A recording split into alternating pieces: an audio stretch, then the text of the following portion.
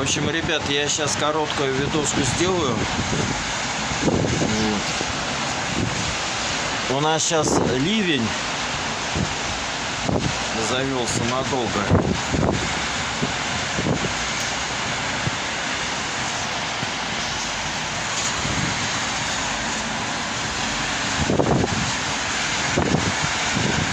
Москва, Зеленоградский административный округ, район Крюково. В общем, дожди будут долгими. Аж до понедельника следующего.